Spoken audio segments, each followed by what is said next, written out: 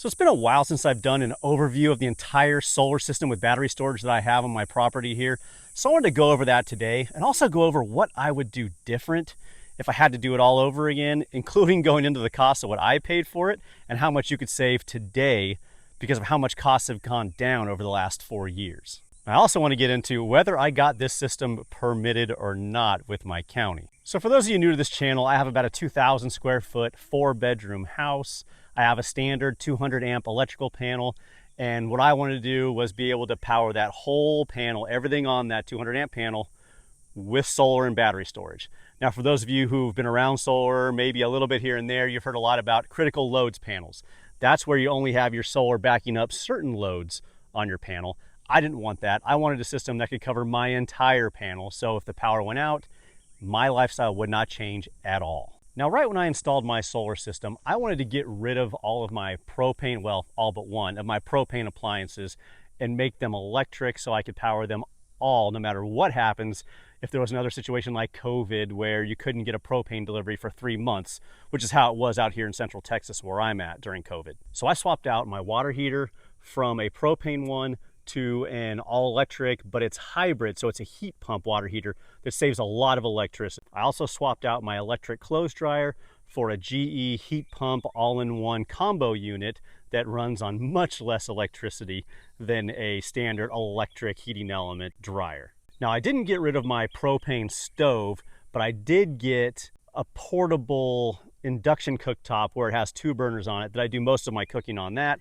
So the only thing I still use propane for is like cooking inside the oven. But other than that, all my appliances are electric. I actually don't even run my whole central air conditioning anymore, the traditional 4-ton unit that I have. I actually installed mini splits, which are much more energy efficient. Now, the reason I swapped my appliances is because usually it's much less expensive to just buy new appliances rather than buy enough battery storage to be able to power all those appliances at night. So my ultimate goal was to not be dependent on electric companies or propane companies for any of my power needs. Now, if you'd like to download a free PDF that I made that has links to all the equipment I used for my installation, for my solar system with battery storage, you can go to solarpdfdownload.com and download that for free. And there'll also be some discount codes in there to save you a little bit of cash on all these items as well. Now, my current system consists of 19 kilowatts of solar. I also have the Sol-Ark 15K inverter, and I have 30 kilowatt hours of EG4LL server rack lithium batteries. That's really what my entire system consists of. Now, how my system works is when the sun is up, like it is right now, these solar panels send power back to the Sol-Ark 15K inverter, and it inverts that to AC power that goes right to my electrical panel and powers everything. And when the sun is out, like right now, I'm producing about 15,000 watts of solar. My house uses between 3 kilowatts to about 7 kilowatts continuously, depending on how much air conditioning I'm using. Now, sometimes I can go over that. When I charge my EV, I can get up to about 12 kilowatts continuously. So my system kind of maxes out at that point while I'm charging my EV. But mostly, especially for people like you with a standard house without an EV, you're looking at around 2,000 watts to 4,000 or 5,000 watts continuously. So with my system producing 15,000 watts or 15 kilowatts, I'm sending a lot into my batteries right now to store for use later tonight. And when the sun goes down, my inverter will start to pull from my batteries, and depending on how much I need, so it'll actually do a combo of both. If there's only 2,000 watts of solar coming in and my house is using 5,000 watts, it'll pull the other 3,000 watts from the batteries and do kind of a combination of the two. And then when the sun goes completely down, obviously my batteries will take over completely. And then if my batteries get drained to 20%, I have the inverter set to automatically pull from my backup source of power, which right now is the grid for me, and it'll supplement and just power my house for as many hours needed until the sun comes up. And then obviously the solar panels will take over from there and we'll start the process all over again.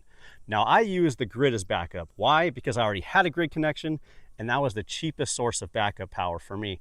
I still have a 10,000 kilowatt dual propane and gas generator just in case the grid's not around and I do need backup power. And in fact, you can set these inverters nowadays, like my Sol-Ark 15K, to once the battery's down to 20%, it'll automatically start up your generator for you and power your house. So that in a nutshell is how my system works. So in my free PDF and wiring schematic, you'll actually see how kind of the wiring distribution goes between all this equipment, but I'll just do a quick walkthrough of it right now. Basically, the brains of the operation is right here. This is Sol-Ark 15K all-in-one inverter.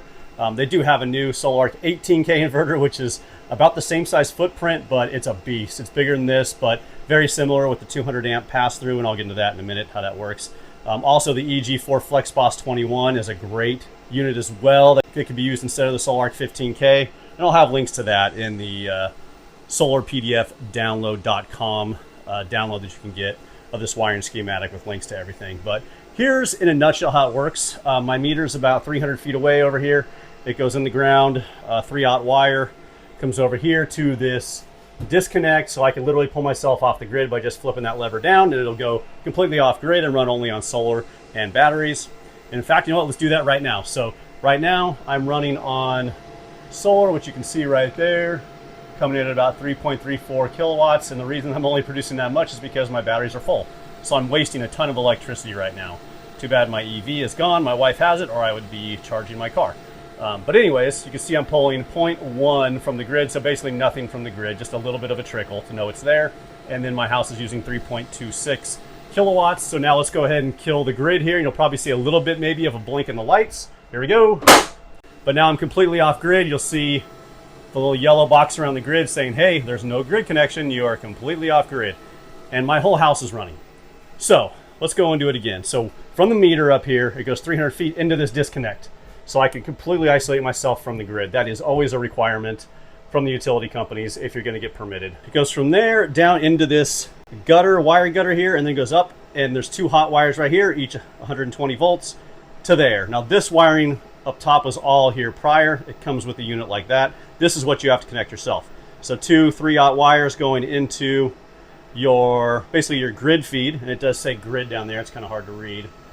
And then here's the two coming out that go down into the floor underneath my house, and then they pop up into right here, my 200 amp panel. So then those two feeds come into the top right here, go there, and then the neutral is connected over to the Sol-Ark as well, and the ground as well.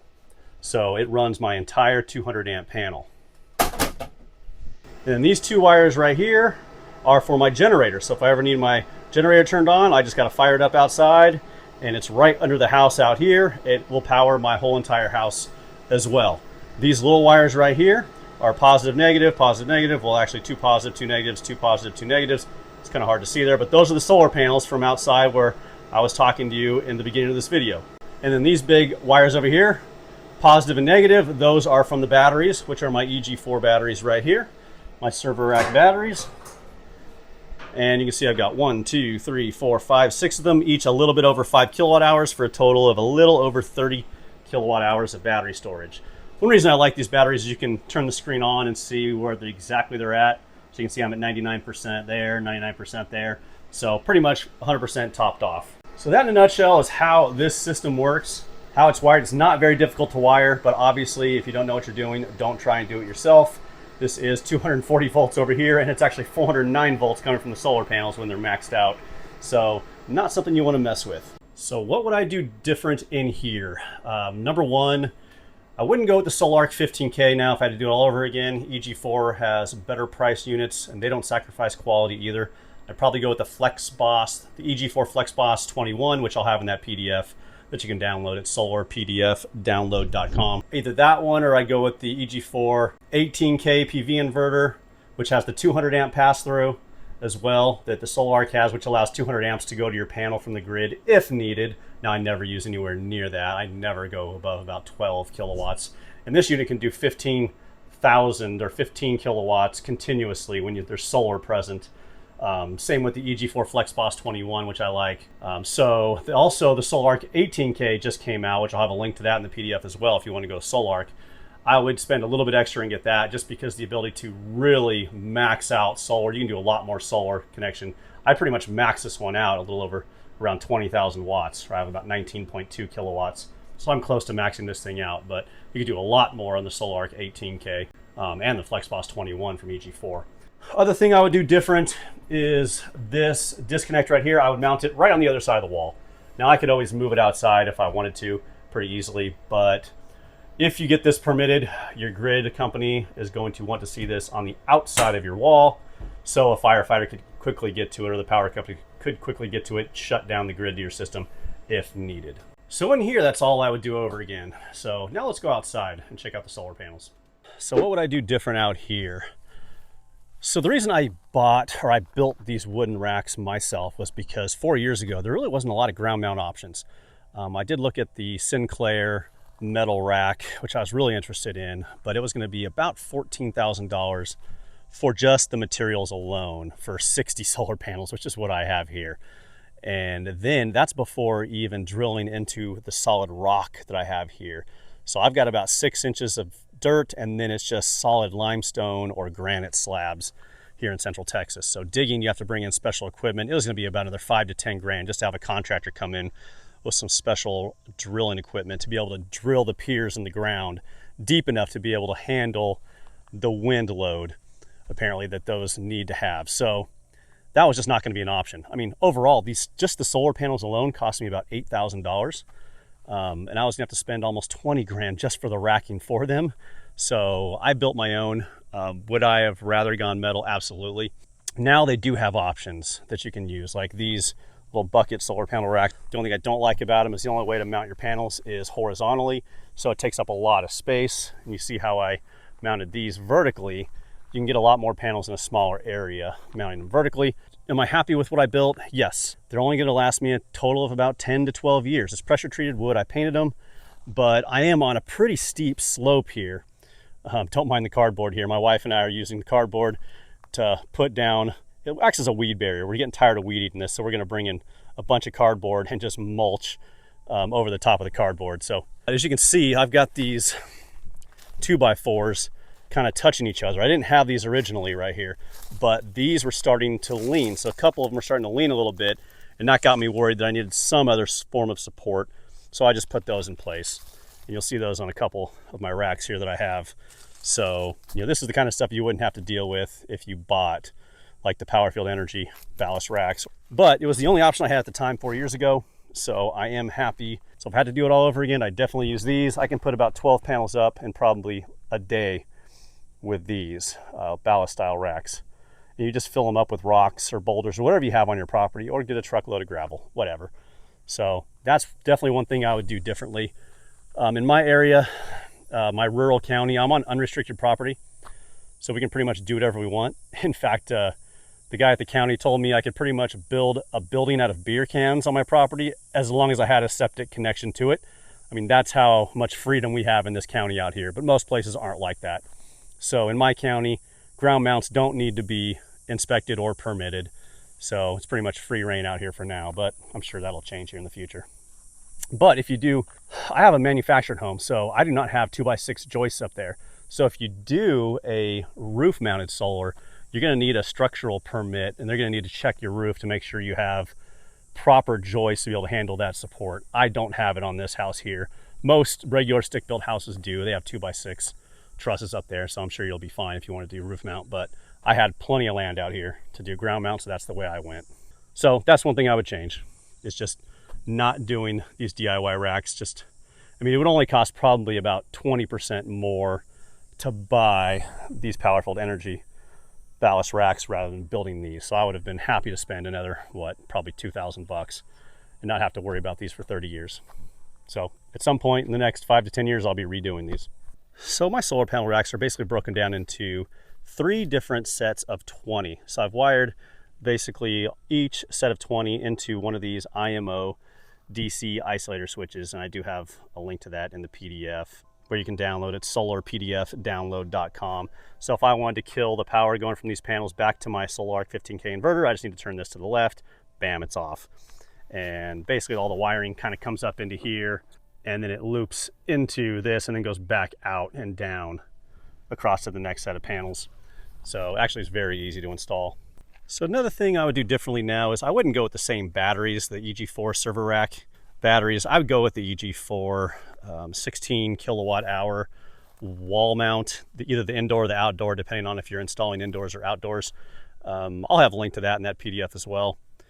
But those you're going to save $800 not having to buy the actual rack, and you're going to save a ton of time not having to do a bunch of wiring either, like I had to do with my EG4 LL server rack batteries. So that'll save you some money and time for sure. Again, those batteries weren't available when I did my system, so things have come a long way for sure.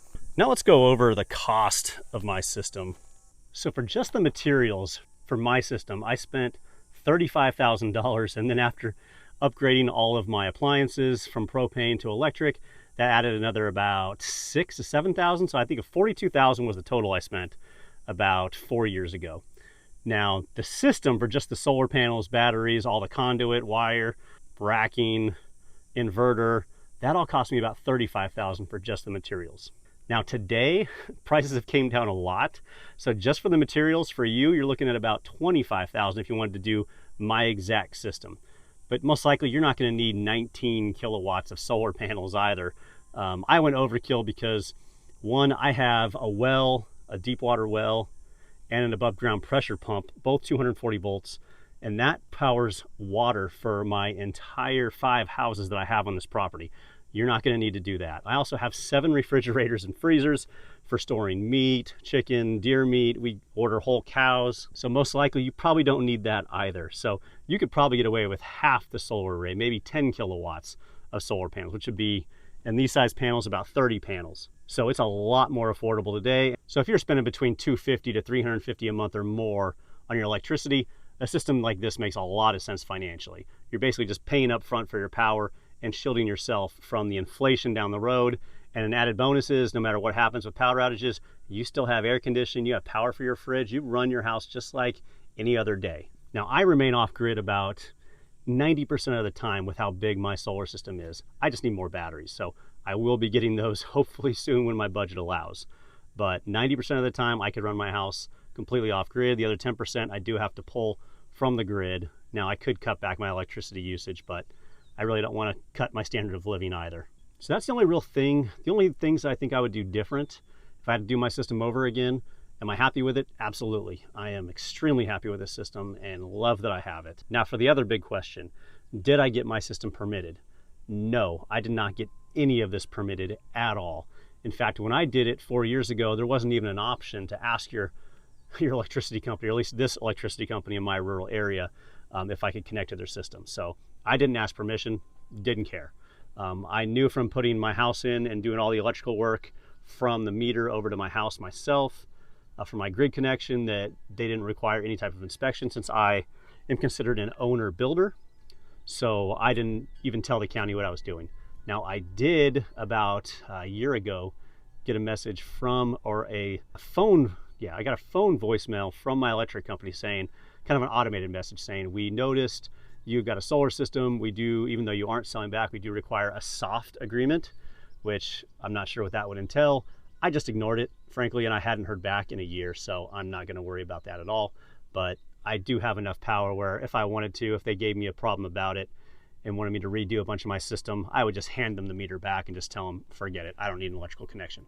Now I am in a county that allows you to not have an electrical connection and still be able to consider your house be habitable. A lot of cities, actually, for you to be able to live in your house, they require you to have a meter and pay an electrical company every month, even if you have a whole home solar system. So if you are moving, looking to move, make sure you check with your county, your city rules on that kind of stuff before you think about doing a system like this. Other than that, if you found this video helpful, I'd appreciate if you subscribe to the channel, like the video, it helps it reach more people. Other than that, we'll see you all in the next video.